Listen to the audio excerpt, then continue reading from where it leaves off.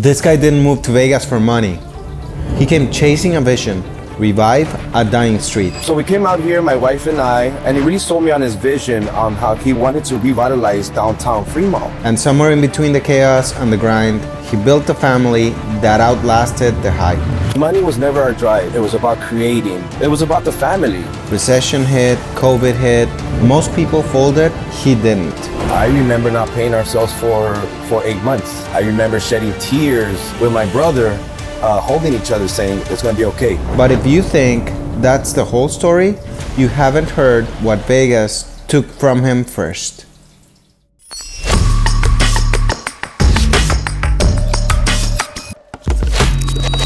You are watching the Vegas Voices podcast.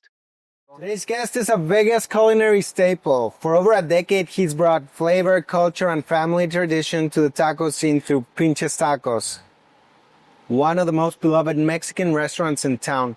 From a humble beginning in LA to celebrating now 10 years in Vegas, Javier Anaya has helped grow a family legacy and authenticity grit business.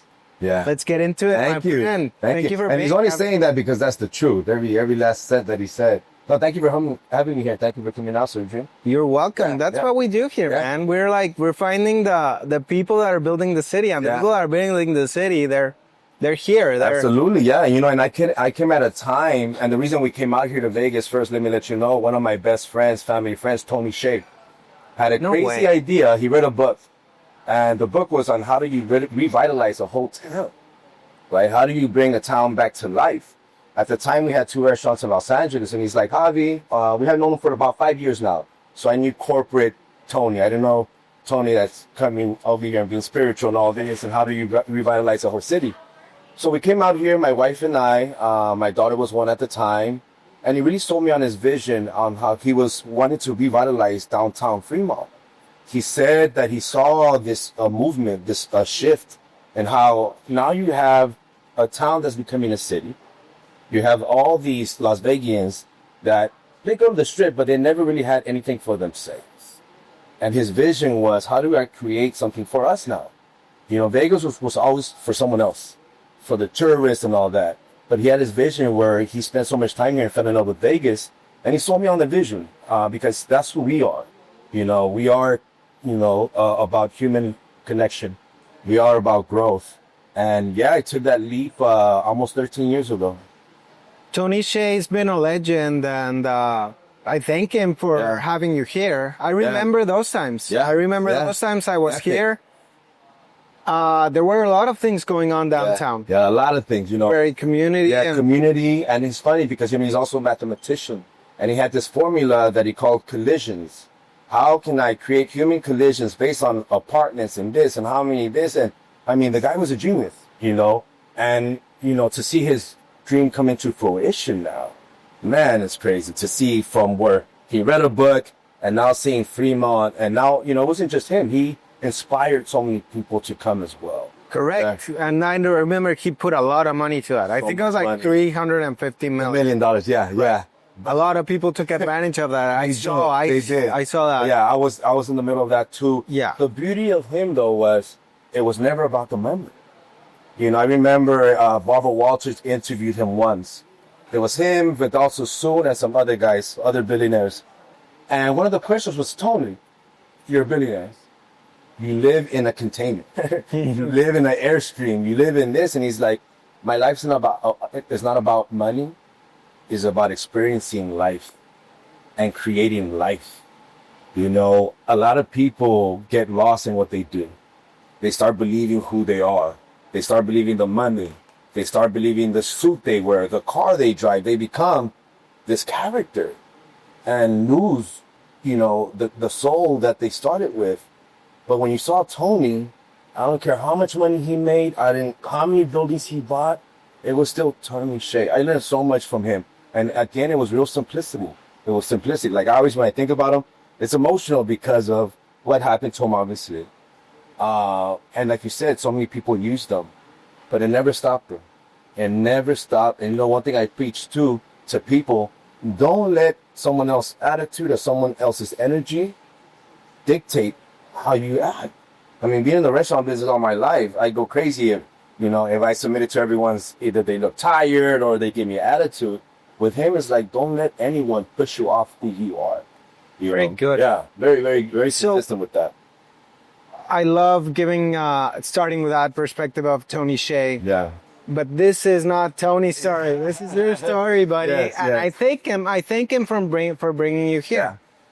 Let's get back to it. So what happened? Tony brought you here. Tony brought me You here. have there's the container park. The container park. What happened? So, we come out here, again, family man. I bring out, I had to convince my wife and obviously I didn't want my daughter, but to come out here to start something new. Initially, we thought we were going to be here for 6 months. All my friends from Los Angeles are like, you're never coming back. I'm like, no, I'm going to set up the restaurant. Don't worry. I know what to do. I'll be back no more than a year. 13 years later, it was the best move I could have made. What Tony started with the whole revitalizing Vegas, the downtown, was also me starting a new chapter in my life. New city, toughest market to be in the restaurant business when you think about it, because there's so many intangibles, so many things out of your control. The new people I'm meeting, starting a business in a whole new city. But I always had the support of my family. I never felt that I was doing it alone. How was it? Was it like an offshoot? Was it like now your own thing, or No, it was always together. Part of a connection of what you already had in LA? Yeah, it was an extension of what we already had. Okay. When we started this business, it was all about the family. Okay. Nothing else. It wasn't really a business in the beginning. We were offered money to franchise from Russians, from people from Dubai. Being on the Sunset Strip, we got exposed to everything. Of course. We always said no, though. We always said no. When we thought about having to answer to someone else, and money was never our drive. I know it sounds funny. It was about creating. It was about starting something new. It was about the family. And Tony created that in downtown. So the more I spent in Vegas, the more I realized what a beautiful community. The more, as the years went by, as I met more people, I would tell people, take care of Vegas. What do you mean? I said, because it's growing. And there's so much beauty in here that coming from Los Angeles, I felt it was lost a long time ago. Like someone took my city away already. Because of how it grew. It just grows. When money comes in, bigger money, more lobbying, more corruption, Right. more competition. Right now in Vegas, we have all these outside state concepts coming in, making it more difficult for the people. So, moving my family here, I think I was 37 at the time. Wow. Young dad. And I think, I want to say a good 4 or 5 years into it, 6 years into it, we get COVID. And here we are having to be responsible for employees, being responsible for the community. It really kind of made you feel helpless in a sense, because what about me, right? It's you. But one thing that I've learned through the restaurant business, that the community is what keeps you going. The Vegas community has supported us so much, and vice versa. Blessed to have a community that when they come here, it means something. It's not just about, let's go eat tacos. Let's go meet someone at the bar. Let's go forget about my problems. Let me go somewhere where someone's going to smile at me. It's something that I think drove Vegas to where we are right now. I've seen Vegas be such a good community for a long time. It surprised me that every time that I would talk to people, like, it was a love-hate relationship either. They loved Vegas or not, the locals. Yeah. But now it's become very, very tight-knit. Yes. I feel it happening through all the people that I Yeah. talk to. Vegas is amazing. Yeah. But now I want to go back to the name. Yeah. Pinches Tacos, because, I mean, in English it Yeah. sounds funny. Yeah. People don't know. Yeah. Tell us the origin of the name. So you know what? It actually means cook's assistant. We didn't mean that. We meant, it's closer to damn. Some people think it means fucking tacos, but Yeah. when you look at it, it's more like damn tacos. My older brother and I were on the phone one day. We already had signed our lease on the Sunset Strip. And we're throwing different names out there. Tacoteca, Tacolandia.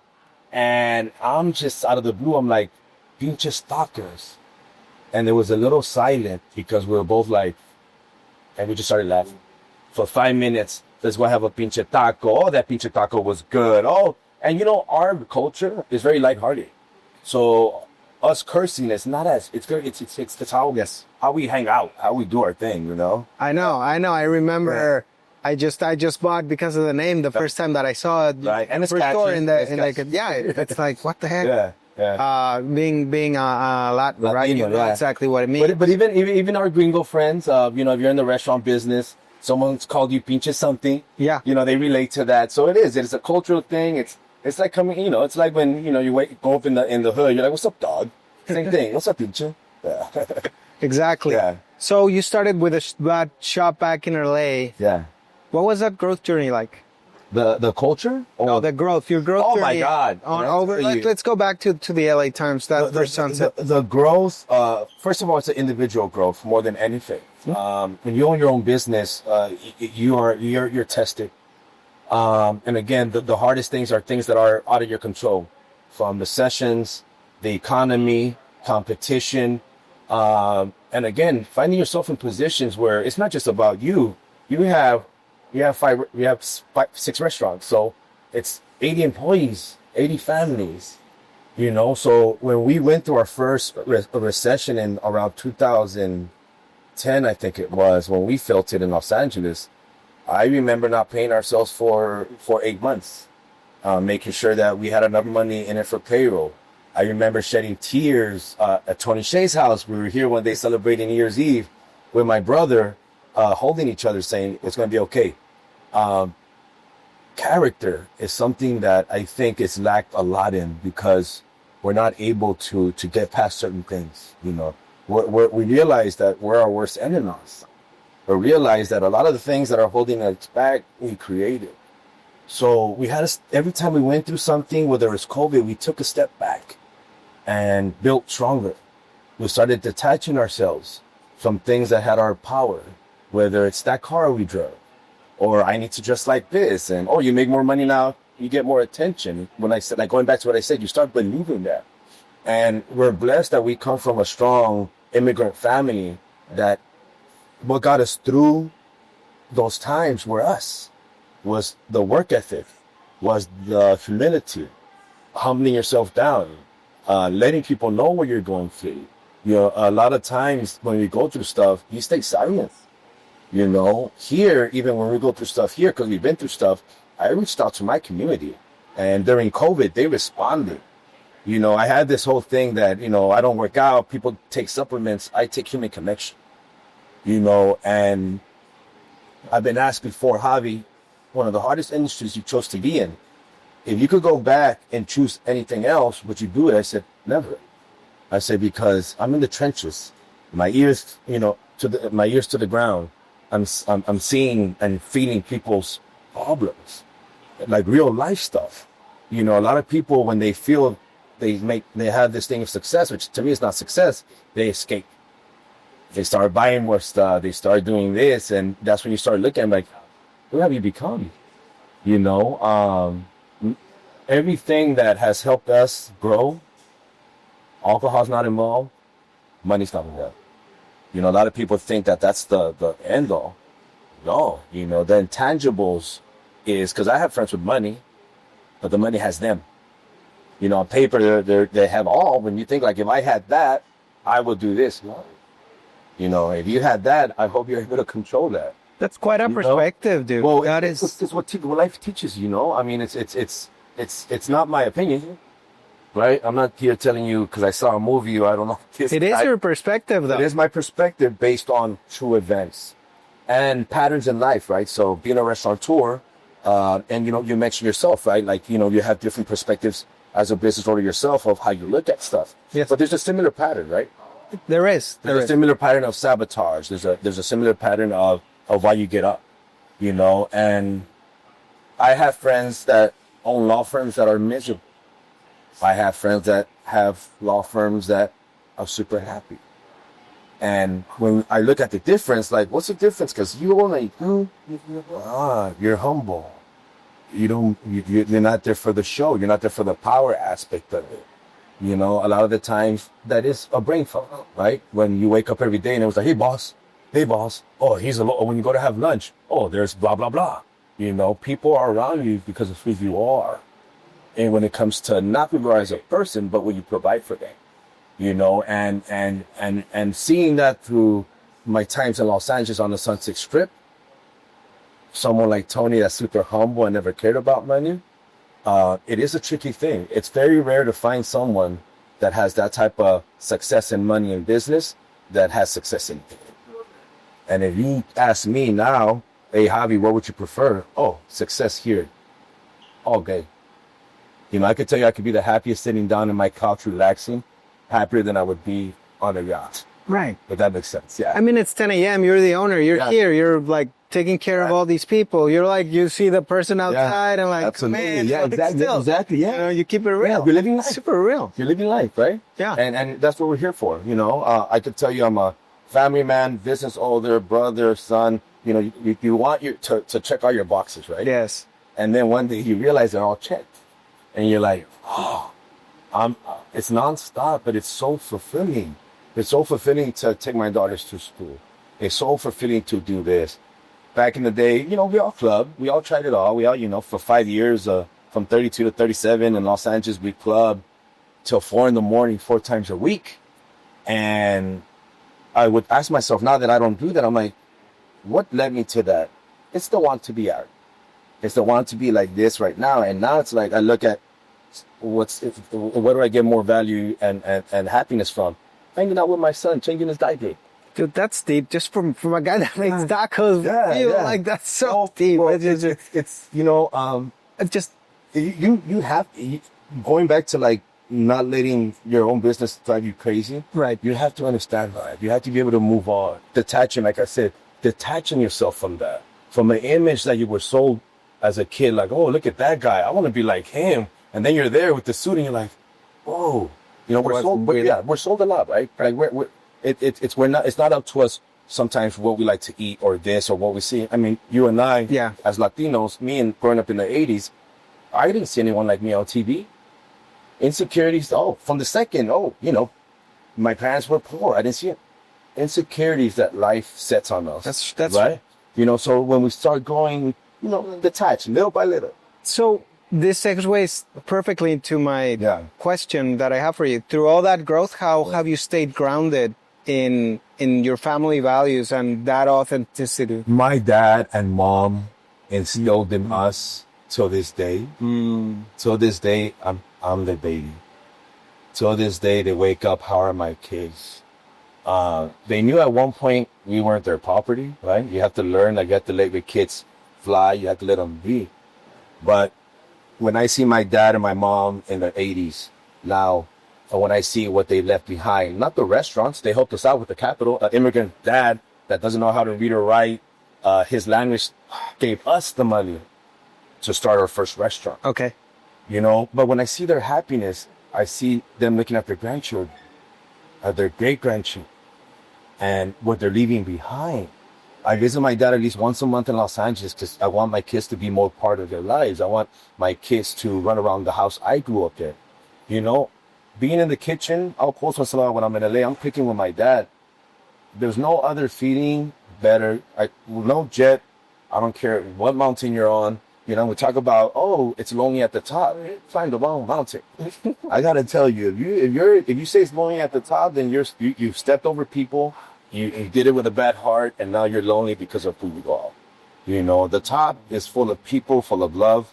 You know, a place that we all eventually want to like get to, and you know that goes to, you know, shedding our layers. That the restaurant business, there's the same el golpe avisa, and that's how we've gone here. Like, what happened? Okay, we got to readjust. But going back to your question, family values, and even when I talk to other people, what's wrong with this world? Being a dad, raise good humans. Make that kid feel part, like they matter. You know, a lot of the issues in this world is because people don't feel they matter. You know, parents have kids and they're more involved in their business. Now you ask, me, 6 restaurants. I work all the time. I've been able to incorporate my family into what I do. And that's success. Not compartmentalizing, you're a big time lawyer, you're this, but your family life is 20% of that, and you put more passion in that because now you gotta live a lifestyle. And no, You know, my dad to this day, like I said, doesn't know how to read or write, was an endangered, in his history, he was an endangered worker in Mexico. My grandfather was a cockfighting, poker playing guy that, yeah, he would send my dad out during the season to be with the cowboy vaquero, and then my dad would come back, take his money, let him hang out for the season, and you go right back. But I see that spirit of your grandpa into that. They say that the genes don't go directly from that. They go from like, Oh yeah, yeah. your grandpa and Yeah. they're the ones that define like kind of your personality. And I wish I wish he would have used it for good. Yeah. Right. Well, you're doing it for Yeah, good. we do. Yeah, you know. But I can see that happy-go-lucky attitude about you, right? Absolutely. And my dad's like that. My dad, you know, has been pushed down all his life. And how was he an amazing dad when he didn't have a dad? Because like again, my grandfather was alcoholic, but he found a way to become an amazing dad. You took that part from your grandpa, the happy-go-lucky, and then the good dad, and you made a really good mix. You know, that's freaking awesome. I at 32, when I had one of my biggest epiphanies, I got a tattoo. It's not the cutest. It was weird. My tattoo on the back, but it represents that clarity, awareness, and the ability to give life. Not just to give birth as a mom, but to give birth, give life to a person. Okay. Give life to an idea, give life to a room. And to be clear and aware, you need to be clear and aware to be able to accomplish that. Clarity comes from being honest with yourself, you know, aware of what's going on. You know, a lot of us know what is going on, like we know the problem, but we're not clear enough to solve it. You know, you hear so many times, oh, I know what's wrong with him. It's about you fix it. You know? You should just write a book, man. You got this so much wisdom, and it's so grounded, and it's so real. It's not fluff. I wish it was normal. Can I tell you? Because I get that a lot. A lot of my customers were turning 10. This restaurant. A lot of my customers throughout the years were surprised. Oh, they're so nice. I'm like, well, why can't that be normal? Right? Oh, shouldn't we be like that? Oh, you're such a good dad. Well, I brought this creature into this world. Aren't we supposed to be that? You know, we live based on a curve now where it's like dads look like, oh my God, like, no, that should be normal. That should be something that, but again, going back to earlier on, we were talking about how society just puts all this stuff, all this insecurity, all this, and you're like, man, you're scared to talk to people sometimes. Yeah. One of my, I won't say this, one of my favorite employees who's been with me for a long time, Christy. Just walk this by. She has this face. I'm not gonna say it. You know what I mean. But the second she smiles, you're like, oh my God. You know, I don't think, you know, we're not born bad humans. We're not born evil. None of us are. You know, life is hard though. You know, life is hard, and I think the more love we could spread, the more community we could spread, and this is it's the Mexican Cheers. I don't know if a lot of you guys are old enough to know that, but Mexican Cheers is that bar where everyone knows your name. There was a show in the 80s that we all watched. Then a lot of my customers come here and they're like, it feels like that Mexican Cheers. Like Cheers the show. But the Mexican version. Yeah. So video of that coming soon. We got to get that going. Yeah. Man. We'll see how funny we make it with our regulars. Yeah. Like I said, it's something that going back to my parents, what they instilled in us is what you see here when you come into Pinches. All walks of life. My brother would bring in Asian girlfriends, black. My parents never, blessed that they never put that lens on us. So in that context, what makes Pinches stand out? That special, that everyone feels the same. Okay. That everyone comes in here knowing that I'm gonna hug them, and that I'm not looking at them, whether the construction worker that's coming in here after working in the sun, whether it's that doctor that just got out of a long shift that just needs a drink and a conversation, whether it's the gangster from the gangster, that, you know, it's everyone. You probably get to see everyone here. Yeah, everyone. One of my lawyer friends said, Javi, my family's coming into Vegas for the holidays, and I'm telling them about Pinches. I'm trying to figure out, how do I describe Pinches? And I was watching the movie and I'm like, I got it. It's that lounge restaurant in the movies where all the gangsters go, the lawyers go, the politicians go, but they go there because it's their safe place. There's a biker club that comes here. No way. I'm here for 9 years. Oh, wow. And the most respectful, I'll be home and I'll get texts from my friends like, oh, I just hung out with them. They were the coolest guys. Oh my God. Then themselves will tell me, Javi, thank you so much for making us feel accepted. We come here not being worried that people are going to judge us because what they think of us. You know, a lot of them are family men. A lot of them do stuff that might not be okay with you, but I know other people with suits that do other stuff that they shouldn't do, you know. But again, and hopefully it's a place that helps them grow, helps them understand. You do have customers that have told me, if it wasn't for Pinches, I don't know what I would have done in Vegas. I have all my friends now because of Pinches, you know, because we still have so many people come to here, you know. So one thing, you could come here to the bar by yourself and not feel like you're by yourself. You'll meet someone and everyone feels safe, especially women, right? Women, sometimes they don't like going to bars because they're afraid to drink too much because someone might take advantage of them. But they know my daughter's hang out here. Next time I come, I'm going to try to have a taste of that, because usually when I've come, it's just get 2 tacos and go. And go, oh no, we're going to baptize you. Yeah. Yeah, we're going to give you the real deal so you can really, you know, get that. And, you know, it's something when you think about food and family, that's what we want to do. A lot of people want us to open up more. Nah, we're okay with this one right now. You know, I've heard that we interviewed Colin Fukunaga from Fuku Burger. Yes, I love. And, you know, he expanded a lot and then he's contracted and he's found his happy place. And like, you know, he answered, we were talking about expansion and stuff. And he's like, 4 restaurants for me is more than enough. Just here. Enough. Yeah. Not anywhere else. I don't need. Absolutely. Because more's not more. Less is more. You know, like I said, we're happier right now with 6 than we were with 8. And you think of, right, with logistics, headaches, you know, and you start realizing that not everything's the same. Not every neighborhood's the same. Not every market's the same. You know, Los Angeles, for example, our Westwood location, Westwood has the population of Vegas. Downtown LA has the population of Vegas. Sunset Strip has the population of Vegas. So the market over there is a lot different. Here, we're at 3.5 million people. I mean, I don't know if you guys realize why we never had an IKEA. IKEA won't open up until you pass that 2 million resident threshold. So that's why it took so long for us to get IKEA, because we're still a small, big town, small city. You know, but you know, Colin is right. You gotta find your niche. You have this idea of, oh my God, I want to be the biggest. And we never wanted to be the biggest. We just wanted to be successful. We wanted to start something and finish. Even the restaurants we had to close, we stuck at our leases. We stayed with our leases. We're going to, and some of the people leave and suffer the consequences. But, you know, one thing my dad taught us, your problems will never go away. You might run away from them, but they pop up with a different face for some people. So one thing that has been a key to our success is not stopping. You know, COVID, don't stop, keep on going. Yeah, there's so much unknown, but we always trust on what we could do.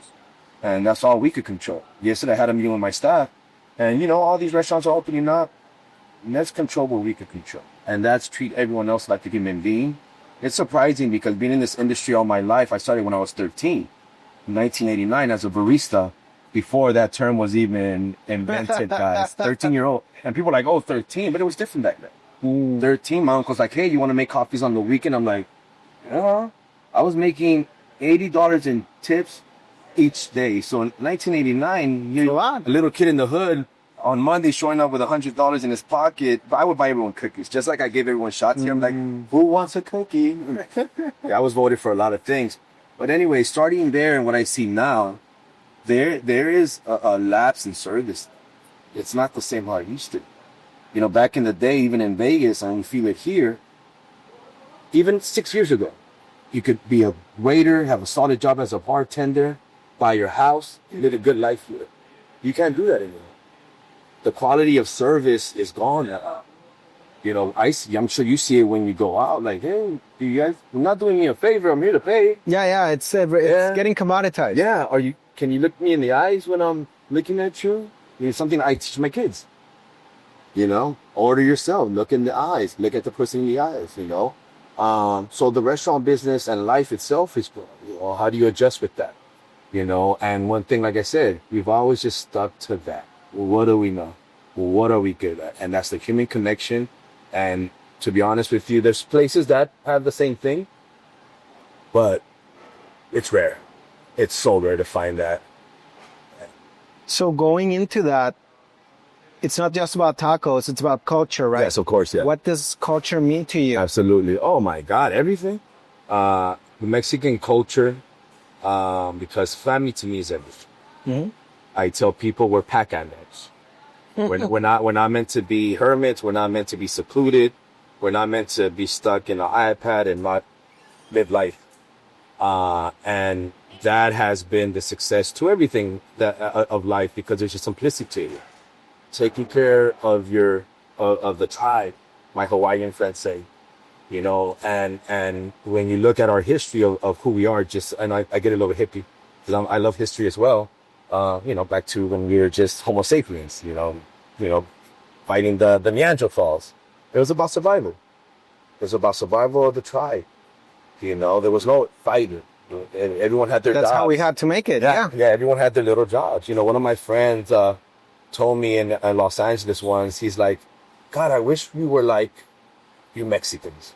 I won't say the culture that we're from. I said, what do you mean? He's like, you guys will live in the same house, 10 of you, for 5 years, because you're only paying $75 each in rent. But in those 5 years, you guys are saving $60,000, $80,000. And I'm like, well, yeah. For your kids' business, For your right? business, Like your yeah. parents. You know, and it's sad to, like, you know, my dad, you know, was able to save money and buy his homes in Los Angeles, and together. And now it's like, I hear stories of people that are raised in this country, educated in this country. And I hear the word, I can't do this. Oh, it's impossible. My dad came here in 1972 without knowing how to read. To this day, his language, guys, not just English, a foreign country. And look what he provided for us with just that culture, focus on family, focus. I got a D. You know, he tells a story that he told my mom, oh, te voy a comprar un carro. I'm going to buy you a cart. And my mom, very cynical, a paleta cart? You know, and my dad's like, I don't know, but I'm going to do it. I don't know, but I'm going to do it. I have to. There was no ifs or buts. He had to. My dad worked doubles, I want to say, up until I was 15 years. Seeing him, but when I saw him, hugs. When I saw him, eat out of my plate. When I saw him, what he needs. And it was the quality, right? And it's, you know, so you can't complain, oh, I don't have time. You don't make time. You know, I myself, I take my daughters to school. Those 20 minutes in the morning that I take them to school, what's going on, Mama? Make sure you do this. I love this and that. Hey, did you see that? It has to be. But, you know, we escape too much in society. You need to get away for some reason, you know. I tell people, I don't vacation to get away. I vacation to explore. I vacation to eat. I don't need to, like, oh my God, dude, 5 days into my vacation, I'm like, can we go home? You know, and my wife's the same way. We love our life. We love something, we created something, a term called your four walls. And we protect those four walls. And those four walls are my kids and my wife. All the noise, we don't let in, you know, because we do let a lot of unnecessary noise in our life, right? We do let a lot of stuff that doesn't even matter. Why are you letting that up? As silly as I went to the market 3 times yesterday and I had to go the 4th time because I forgot it. In my head, I'm thinking like, yeah, what are they going to say? Let me find another market because they're going to think like, Javi's crazy because I've already been there. And I'm like, I coach myself, right? Coaching other people, I'll tell myself, get over it, bro. You got to go get the stuff. Yeah. Go get it. So I go get the stuff, right? So that never goes away, right? We're always going to be like second guessing ourselves or whatnot. What I tell people, a goal in life is, how do you control those voices? How do you control the voices? Like, who cares what they think? My dad one day was serving, Sunset Strip. I forgot what actress it was, but she was, anyway. So he's taking a plate. A famous person. And as he's playing with his teeth, he's getting his, and I see him, and I'm looking at him like, are you playing with your teeth as you're going to go drop off food to this customer? And he's like, well, I don't care. You know, and it's like, you know, it took us a while to get it. Obviously, as kids being raised in in the United States now, and my dad, an immigrant, not understanding the culture. Us watching TV, like I said, nothing looks like us. We want to have fun too. I want to go to this. Why can't we go to this and that? Oh, you don't have money. Oh, what do you mean we don't have money? This and that, That at the end, could he have paid for Disneyland? He could have paid for Disneyland. He could. But he was looking at the big picture. He had to have that strength to be like, no, let's go outside and play marbles. Wake up with me and my dad would go pick up Hartons as a part-time job back in the early 80s. And we would go with him. All 4 siblings in the back of the pickup truck on top of the cardboard, driving down the freeway, going with my dad to make extra money because we helped him collect cardboard boxes to go make some more money. That was fun. And that culture is just consistent throughout the whole thing. I could. You saw me. I could. I still pick up lace. Man. Why? What's wrong with that? Why? I still, this is my cape, but I get dirty. Like it's. Why do we go away from that? What forces us from feeling that that's less than us? That we can't do that. We gotta be like this. No, come and, it's crazy. It's crazy to think that we go away from what really matters. Yes. What really fulfills us. We go. I mean, how many? Jim Carrey said it himself the best. He's like, I wish people could be famous and rich, so they could realize that that's not the truth. The problems that come with that. You hear that lotto winners, 80% of them go bankrupt after 5 years because, oh shit, what do I do with this? The lottery winners, yeah. They don't know what to do. They affect. Yeah. So where do your recipes come from? The OG recipes are my dad's. The salsas and the paste and the marinades for asada, adobada, al pastor, and the salsas are my dad's. Okay. I come up with new with the menu development, so I do all the new items. From the most popular one, the gringo taco, started as a choke. Okay. It's our hard shell, shredded beef or shredded chicken mozzarella. We deep fry it. We have this homemade chipotle cream sauce. That, can I tell you? Oh my! It just, now we put it on the table because people ask for it all the time, and I'm like, you have that drug dealer mentality, like, let's put it those rich. From a burger that I sell now, listen, like you said earlier on, like, damn, you're not just a taco place. No, we're just not. So my customers that have been here from the beginning love that I introduced I do this version of my chipotle bowl that when you have it, you'll realize why you don't eat chipotle. Where I can make something that they make and you can understand the difference in the flavor. I get it. It's good. You're on the run, whatnot. We make the best pozole. I'm bringing back a Taco Bell menu that I did. I made my own Taco Bell, bro. I made my own Taco Bell sauce. Dude, you're not politically correct. No. You're just like, listen. Food is emotional. Okay. We could be. I don't drink anymore, but when I would drink and get vulnerable and emotional, we're going to Taco Bell and getting extra fire sauce and getting the double decker and all this and. Listen, I won't feel good the next morning, but you do kind of, it's nostalgic. You still patronize a good old taco. Yeah, exactly. You have to. You still have to go back. But yeah, so constantly doing new items keep relevant. I think that's the biggest thing, biggest challenge as a restaurateur. Listen, I've seen restaurants that have been cool for 5 years. They spend all this money, all these gimmicks, bringing out churros and these little carts and all this stuff. Does it taste good? Longevity is not that.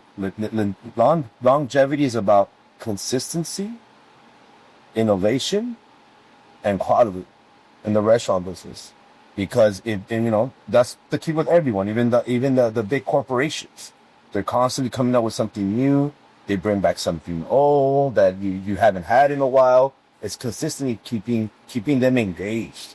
You could pay anybody money to bring people in the door. What's going to keep them from coming back? I shared with that earlier on that's what I tell my employees. That's your number one value. Keep people from connection. How do you make them come back? Yeah. And to my servers and bartenders, the nicer you are, the more money you use. That's simple. That's simple, and we create the perfect environment for that. The perfect, from me being here, my brother hanging out here, the regulars themselves creating that ambiance So, one of our waiters, he's not here anymore. He moved on. He's a general manager somewhere. One day went up to my brother. He's like, he talks funny. He's like, hey, what's up, boss? What's up? Server. Servers don't get raises unless you're there for 30 years. Can I get a raise? And my brother's like, you see that four top over there? You see those empty glasses? Yeah, go sell them 4 more margaritas. That's more tip for you. That's your raise. And it's true. There's there's so many opportunities out there for. And it's like you're super nice. Even if people don't want it, they'll like, see, this guy's so nice. I'll give me another report. Yes, and I'm gonna tip him extra just because he made me smile. Yeah. I've had employees here saying like, "Oh, I don't make money. I don't make money." I'm like, well, you say no to extra shifts. You're the first one that wants to leave early. How come I have other people that work here that have made a living from here? I have a kitchen worker that owns 3 homes because her and her husband work hard. Like, no, it's you. So the American and European, the American dream is still alive and well. Yeah. Just gotta go get it. Absolutely. It is, it is a little more difficult, because a lot of the people are exposed to stuff that kind of already, makes them feel it's impossible. Right. I love to be a role model to people that I look like, that only know what they've seen. And I know how that feels. I didn't know that I could do this because I didn't have a role model. Remember, growing up, our role models didn't look like us. It was Juan Gabriel and Fernando Valenzuela. Correct. But yeah, there was a limit to what we had to look up to. So I understand when people are stuck in that they didn't have that empathy for it. You have that Latino that made it, or it could be any ethnicity that made it, and now looks down at their people because you made it. Well, good for you. And they have the whole, well, I made it, why can't you? Because that was a crackhead, buddy. Because we grew up around that. I could tell you why things happen. Well, my friend over here got into drugs as a teenager because he had no house. He had no love at home.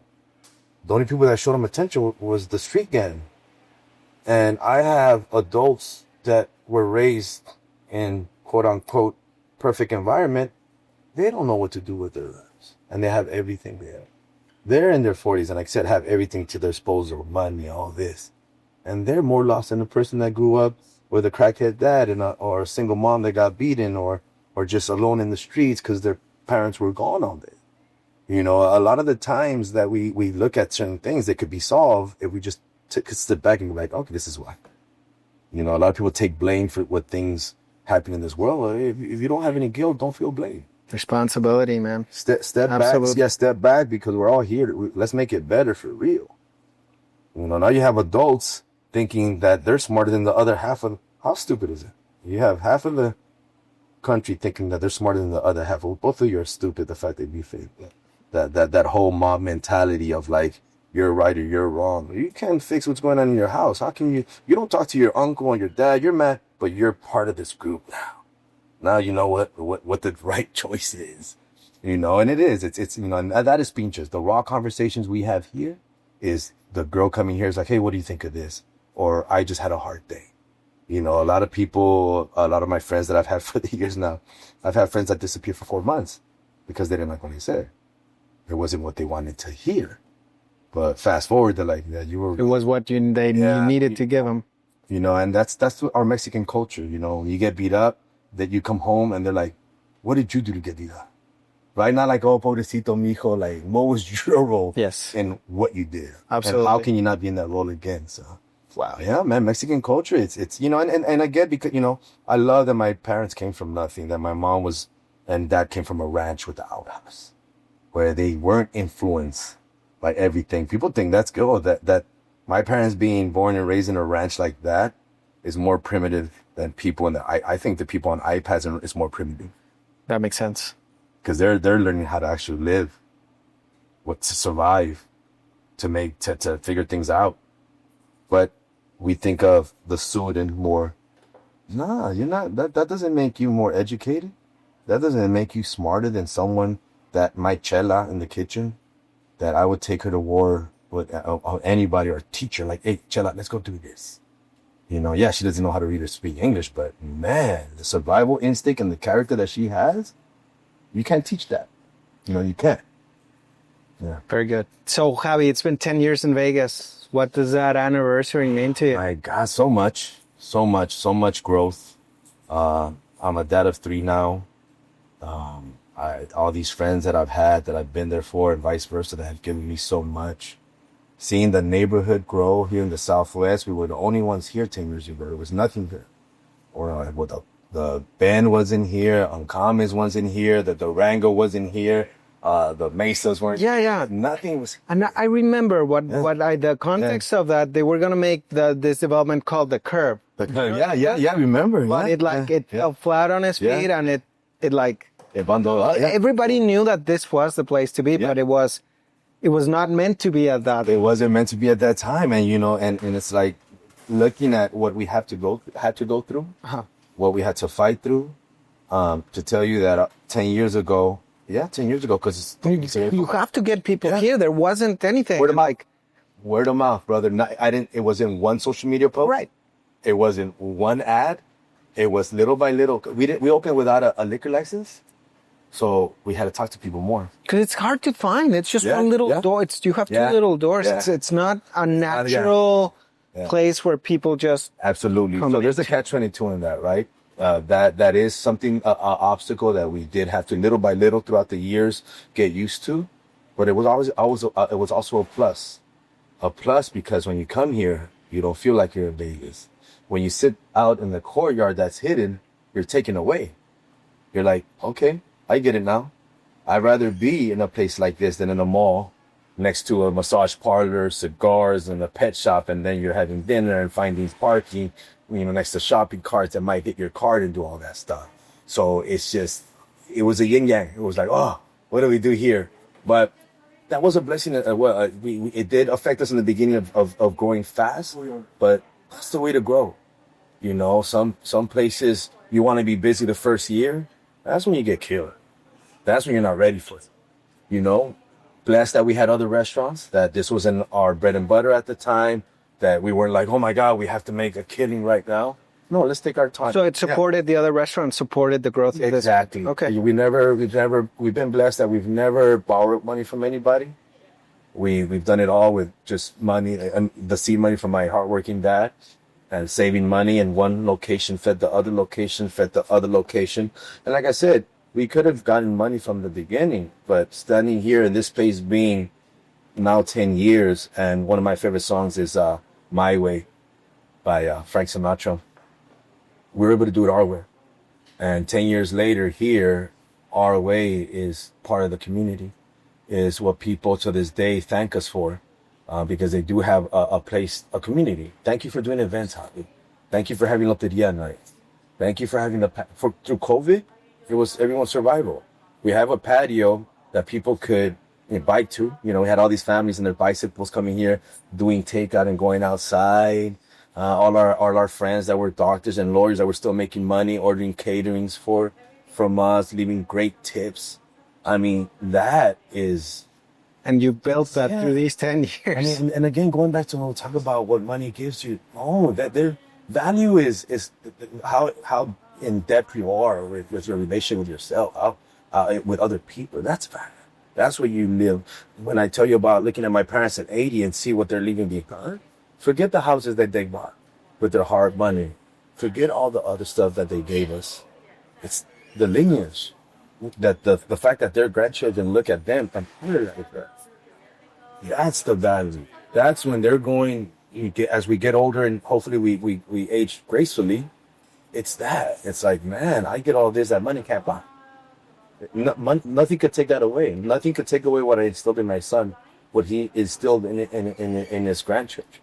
You know, his name is being able to just, and I see it. I tell him that too, because you know, old school parents don't really look at it that way. I'll be like, Dad, look at them. Those are your grandchildren. Look at them. Look how much they love them. Look how much they love. And I take my little 1-year-old boy that looks just like Ace to their house, and they see him, and I'm like, does it remind you when I was a kid? You know, and seeing my son smile at them and what they get from that. That's that. It was like kind of. That's what really matters. I want more of that. You know, lately, because they're all getting older, when I get weekends, we're going to Los Angeles hanging out with my parents. there's fun stuff to do with Los Angeles, right? But it is. It's like now as you get older, when I go out, it's quality time. It's not let me go to the club till 4 a.m. anymore. Let me just go get drunk to get what I'm drinking more. But there's everything has value to it. So yeah, everything has thought. Everything I do now, from even sitting with you, I'm like, I saw you. I'm like, yeah, he's crazy. Dude, this is cool. Yeah. And I mean, where do we get to hang out? I know. You know, it's your place. Yeah. We get to showcase it. With the customers were just here, and we're having a blast. And the feeling of being here, like you said, and it's just the peace. There's a certain peace in here. We're talking about all this stuff. There's a peace to it. There's a certain inner peace that comes with sharing your story.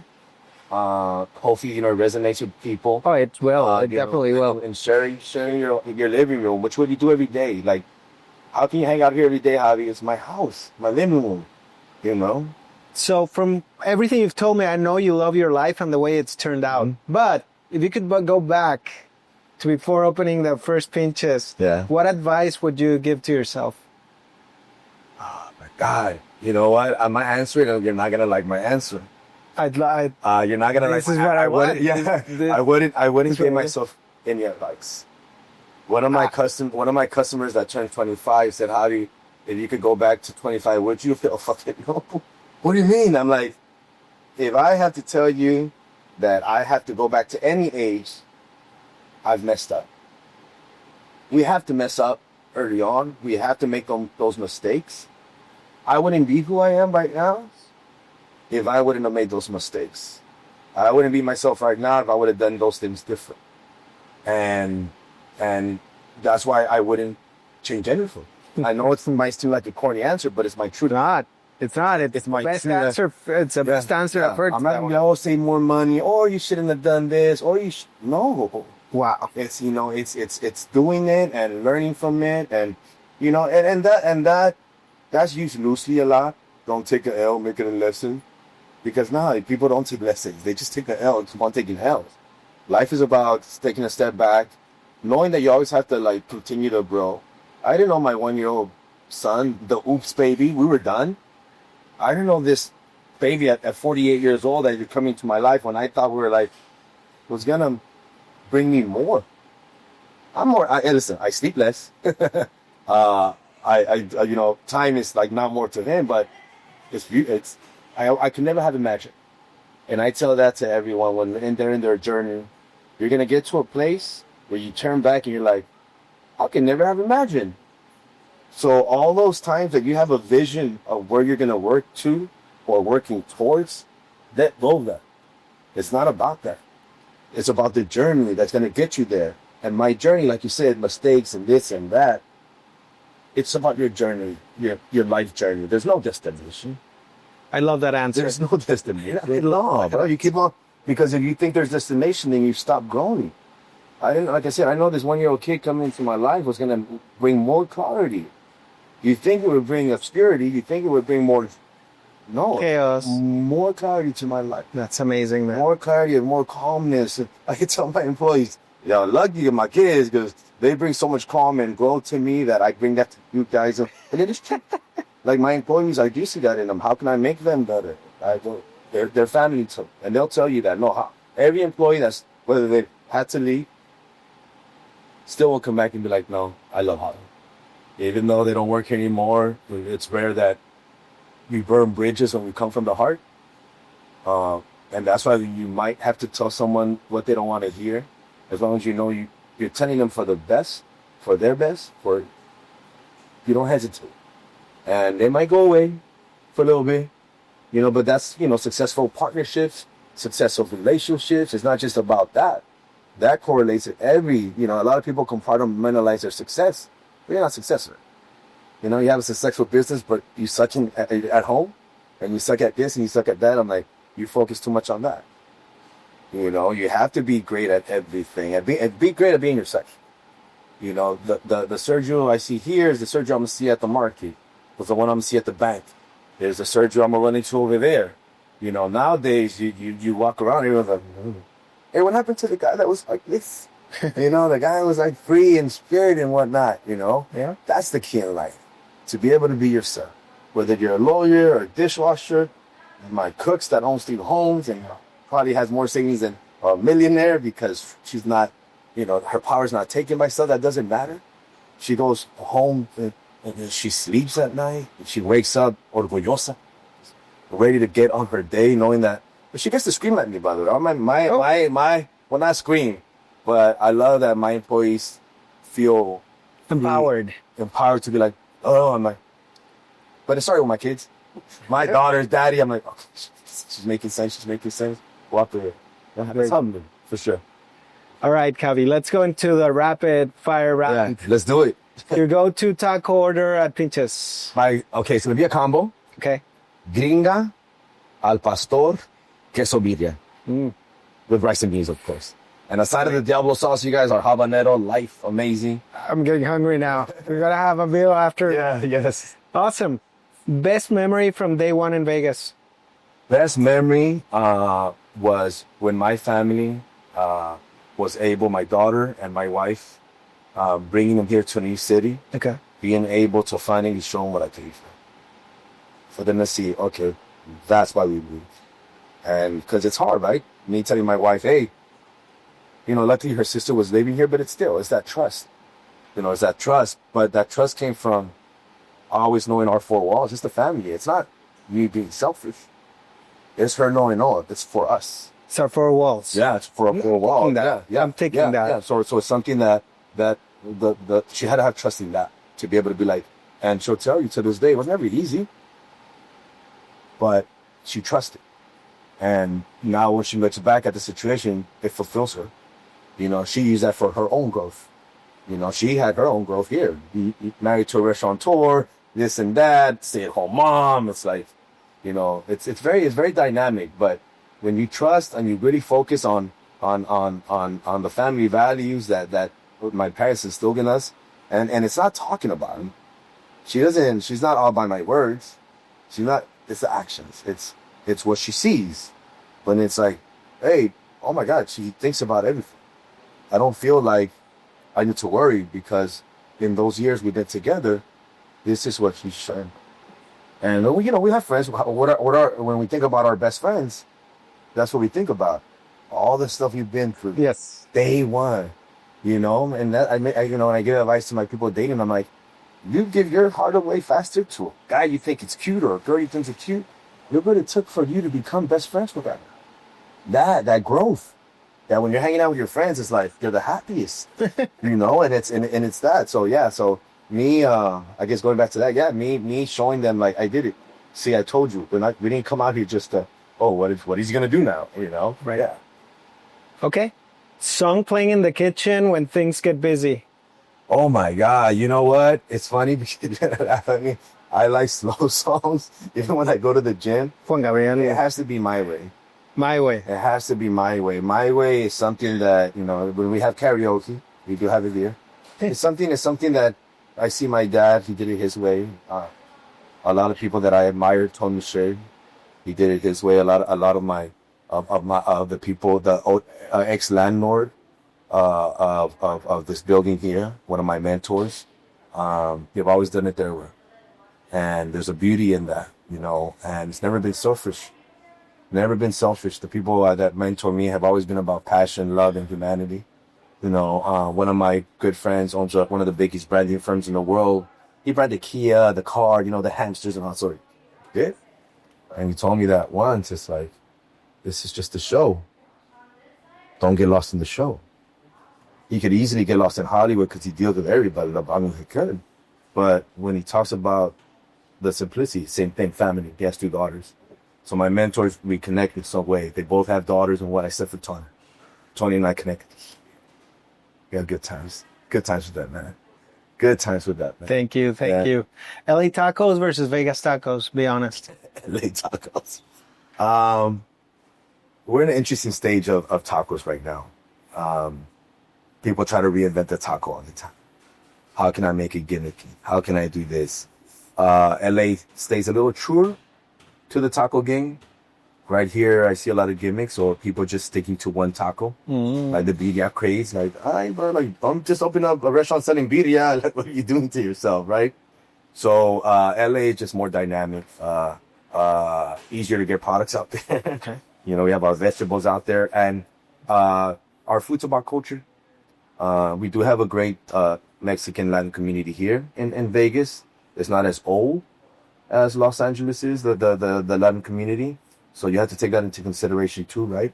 You know, when you go back to East LA, you go back decades and decades and decades and decades. Yeah. You go here, still like 2-3 decades into it that, you know, and, you know, now we're seeing more Latino entrepreneurs. So maybe you'll see a little more, but social media is messing up this shit too. I think it's keeping people from staying true and getting gimmicky. Back what I was saying, like, no, just, and giving people the idea that they could open up restaurants without knowing the business aspect of it. You know, so we have a lot more hole in the wall restaurants in LA when you go into. Yeah, man. Yeah, so it's better, like, you know, like, yeah, you'll have a chela owning a restaurant and not a bar. So I'm gonna share something that like I still remember the best taco, al pastor taco that I've had. And I'm Mexican. I've been in Mexico City. I've been here and all over. Yeah, she'll come out right now. It's in Chicago. Yeah. And Chicago has I don't my know guy. Why is he nice to see? Yeah, there's something about Chicago that has that the water or something. I don't know, but it's a big remember. Mexican community. Yeah. A lot. They have great Mexican food in Chicago. I've never been. My family's been there. My brother, his ex-wife, used to, like, but again, it's going back to the huge Mexican community. Yeah. You know, hopefully, you know, one of my friends plays for the Bears. Just signed a contract. He used to go to Gorman here, a local kid. Wants to take us there one day. And that's if we do anything in the future, because we're not expanding as a family anymore. If we do is that. We have a lot of friends that have grown with us and we want to expand us. So whatever city they pick, Chicago's a great city. Yeah. You know, we tell them we're the brand, you're the money. We hire a management company to run it because nothing is worth my pushback. Cool. Yeah. One word to describe your customers. Oh my God, odd souls, all of them. And they might not show that to everybody, but Pinches brings that out. And we're all odd souls, right? Say that again? Odd souls, the odd soul. Soul. Yeah. So I like surrounding myself with odd souls. Okay. And that odd soul comes out in people here, where they don't feel like they need to be talking. Where they see me like, oh, that's the owner? One guy's like, you don't look like an owner. I'm like, well, I guess that's a good thing. Whatever that means, right? But it is. It's, you know, I hire the odd souls. I rather hire odd souls and surround myself with odd souls because that's who wears the heart on their sleeves. Those are the ones that are going to scream at you. No. Even though you're the boss, they'll be like, hey, oh, you can't do that, you know. It's that honesty, that authenticity. Just me. You know, and, you know, they appreciate that because your typical restaurant owner, your typical owner, period, in any business owner, kind of walk around like this. Oh, yeah. Oh, you're the owner? Oh, good for you, man. And it is true. Like, yeah, they start believing it, right? So my customers are the odd soul. I'm the odd soul. I think that's what makes us special. Our quirkiness. What we try to hide from people because we feel we need to be a certain way. Not here in Pinches. Don't judge us and we won't judge you. Very good. So, going to the future now, what's next for the Pinches brand? Any new locations, menus, well ideas? I do menus, Okay. Yeah, continue what we have. Right? Okay. Growing what we have. We have a great PR company, authentic public PR. I butchered it. They're gonna hate me. But just more events for the community. More loteria nights, more karaoke nights. And you know, sometimes people are so busy expanding.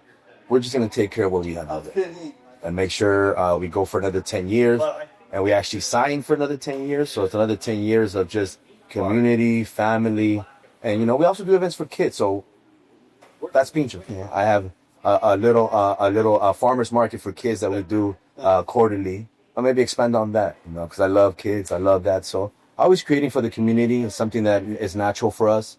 And it's something that we're going to continue to do. You know, a lot of people want to continue to chase. And like you say, what is bigger? Well, why do you sell yourself this thing that you want more stories? Or that by doing that, you accomplish something? You know, a lot of people, like, as I'll go back to it, when they get there, they turn back and they're like, not happy. Because they were so busy through those years of, you know, one of my, Viola Davis wrote a book. She was on Oprah. I didn't read the book, but I saw the Oprah episode. She was there holding her Oscar. All these years, that was her. And she felt so empty. She's like, I felt lost. Empty. Here I am holding an Oscar. What I thought was my goal in life. And as I started reminiscing of why am I not happy, I started thinking of my childhood, my anger, being abused as a girl, my drive through being an actress in New York. Look how I look. I wasn't what they would look for. My drive was anger, pain. I never healed that pain. I never healed that anger. I got my Oscar, but I ignored all the pain.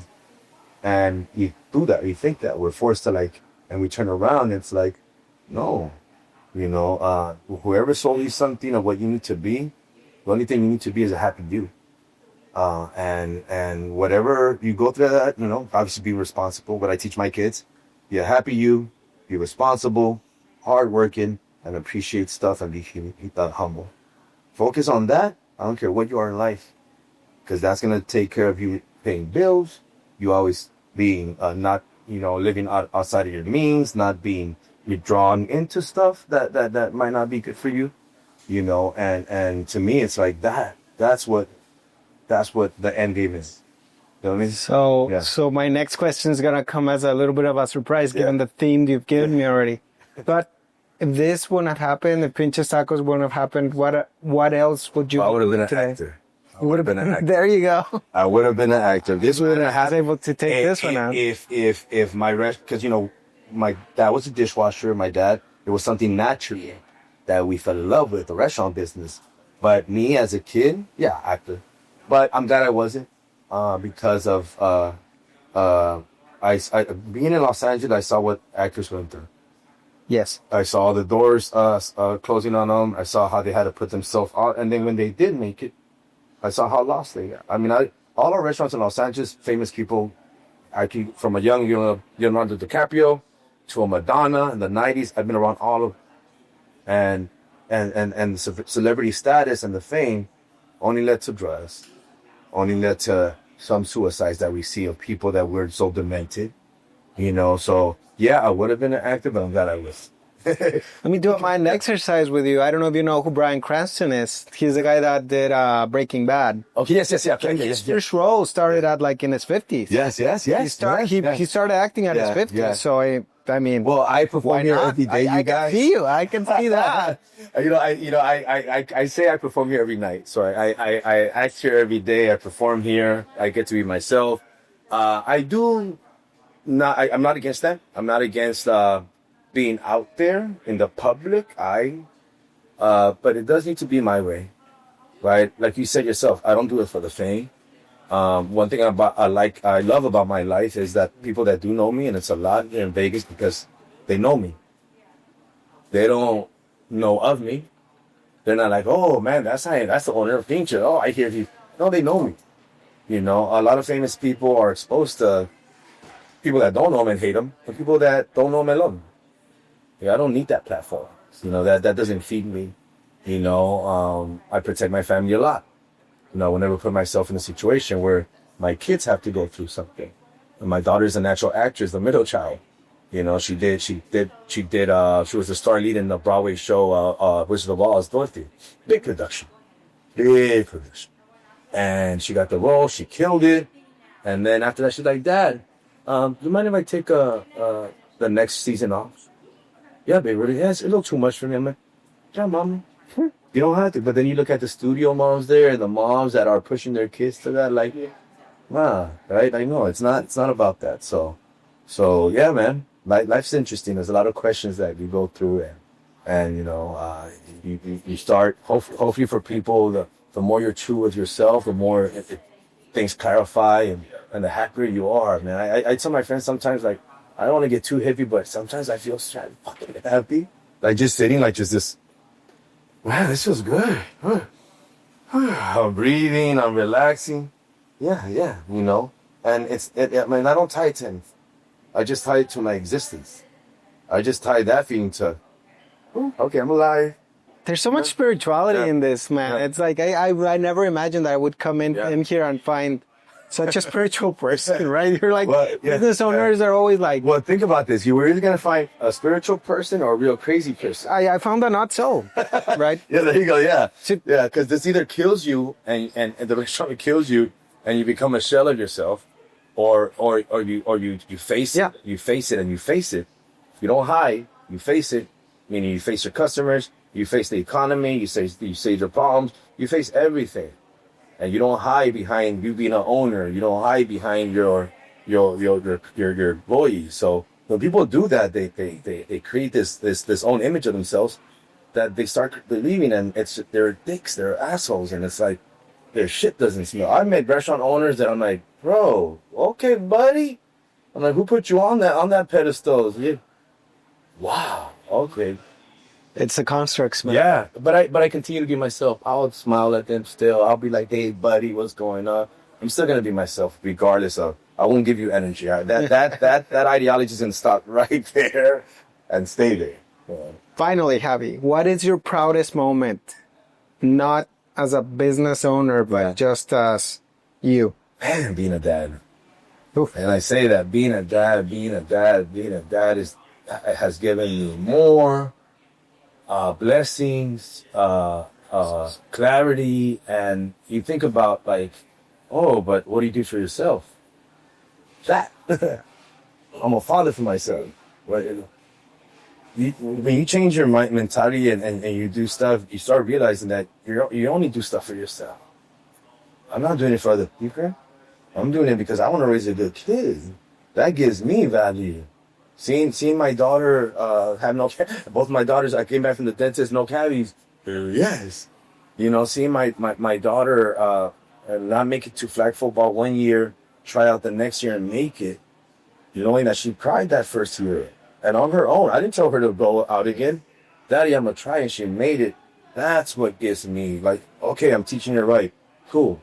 You know, the middle child, that's my biggest puzzle in life right now. She is, ooh. Yeah, they're not easy. The times are not easy when she's like getting her emotions right up and we're like, all right, what's going on here? Blah, blah, blah. I've seen this before. Patience, and those patience aren't for her. Patience, and you have patience is for you. It's for you. Okay, when I'm over here being patient with a customer that might be while you're not, and I go back and the customer's like, wow, you were so patient for them. I said, no, that's for me. My patience is for me. Me picking up plates, me going down behind the bar when it's busy, that's for me. So me being able to be a dad, me being able to raise these kids and provide for them and understand the value of that I would tell you is my biggest accomplishment in life. Second would be having an amazing partner that I found that we think like me. We think the same. We don't nitpick at each other. I found a relationship where you don't have to worry about like what's going, like what I hear at the bar, or this person did this person that. Yeah, I've been blessed to focusing on that mentality that I've created a blissful life in the middle of so much chaos. The restaurant business is chaos, it's alcohol, it's keeping busy, it's employees and this, school, raising kids. That is, I'm not just taking it easy like, let me hide. No, I'm in the trenches. I'm living life. And the more I've gone into that and trusted in that, the more I get to grow old gracefully. So only like, because when you get older, you're like, you start midlife crisis. I'm not going through no midlife crisis. I'm good. Yeah. How you I just want to close out with this. You mentioned earlier, life with life. Yeah, Please life with expand on life. that. So, you know, It's still profound. recessions, COVID, the oops baby, although that is under my control, weather, things that might happen internationally that affect us, that's always going to happen. It's not getting, we think we need to get rid of problems. There's no such thing as getting rid of problems. It's how you handle them. Or how you grow into them. How you go into them. So, if, for example, for me, in the restaurant business, if I didn't think that way, I would go crazy. If I didn't have the mentality, oh my God, you have to be able to have the mentality, because life is always going to do stuff that's under control. The stronger you get, And one thing that helped me, you guys, through every life in, is holding on to my truths. And my truths are I'm hardworking. I have a beautiful family that I had to support me. We have a great product that I have. Or even when I'm going through issues with like helping out my kids, I'm there for them. What they said, that's not true. It's something that a kid said. This and this. Kids are gonna be kids. You know, inflation's gonna be inflation. Nothing's all your tomatoes. It's from the simplicity of cooking a meal. My dad told me, "Mijo, your tomatoes aren't always gonna be as right every time." That's life. And so what am I gonna do? Add a little more salt. Add a little more pepper to it. Here you go. Add a little more pepper, a little more salt to life, because life is gonna salt. And to figure it out. I think that's what we're gonna do. But life is gonna lie. Just add a little salt and pepper, you will be okay. The Life Chronicles of a Zen restaurateur owner. It'll fine. My friend, thank you. Thank you so You much. are the epitome of a Vegas voice, and I thank you for sharing. I'm taking a lot of these lessons to the heart, and I hope that our audience takes these lessons with them. Just as a final thing, if you wanted to throw out how people get in touch with you. Just come in here, you'll get in touch with me, you guys. So, come in here, have a shot on me, DM me on Instagram. I communicate, I respond back fast. You gotta come October 7th, and you gotta show up too. October 7th. It falls on a Taco Tuesday, you guys. It's our 10th year anniversary. We're here. I'm bringing the wife. And then you'll get to see what you see. People, everyone saying hi to each other. You're like, how does everyone know each other? It's the 10 years of community that we've created here, and continue to create. You guys, like today, this is you. You're a new family. Hopefully you guys could, feel the same way when you come here, and appreciate that, because if you want something to hold on to, as a community member and a place that's gonna give you life when you need it, it's Pinches for sure. We'll be here for sure. Thank you, Javi. Hermano, pleasure. Yes. It was great. Thank you.